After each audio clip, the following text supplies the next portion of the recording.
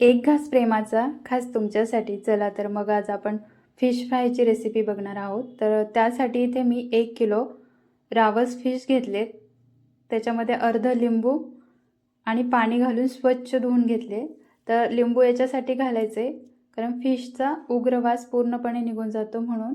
नंतर चवीपुरतं मीठ, अर्धा चमचा हळद, अर्ध लिंबू पिळून पुन्हा फिश मिक्स करून घ्यायचे.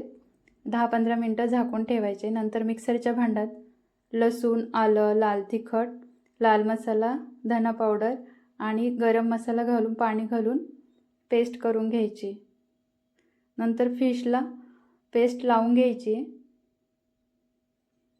नंतर वरतून थोडी कोथिंबीर घालायची कारण फ्लेवर खूप छान येतो कोथिंबीरचा म्हणून. नंतर इथे मी अर्धा कप रवा, 1 कप तांदळाचं पीठ, थोडंसं मीठ आणि लाल तिखट घालून पीठ तयार करून घेतलं आहे. नंतर फिश त्याच्यात घोळून घ्यायचे. नंतर पॅनमध्ये तेल घालायचे, तेल तापू द्यायचे, मग फिश सोडून घ्यायचे. तर लक्षात ठेवा फिश लगेच पलटी करायचे नाही. 5-1 मिनटं चांगलं फ्राय होऊ द्यायचे, मग पलटी करायचे.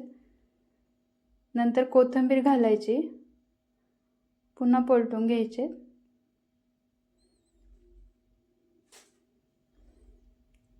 तर आपले फिश रेडी झाले.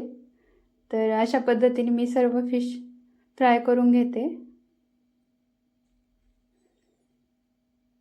तर तुम्ही बघू शकता खूप छान असे फिश तयार झालेत.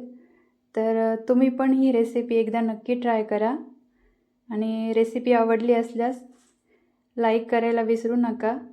जास्तीत जास्त शेअर करा आणि चॅनलला नक्की सबस्क्राईब करा. थँक्यू.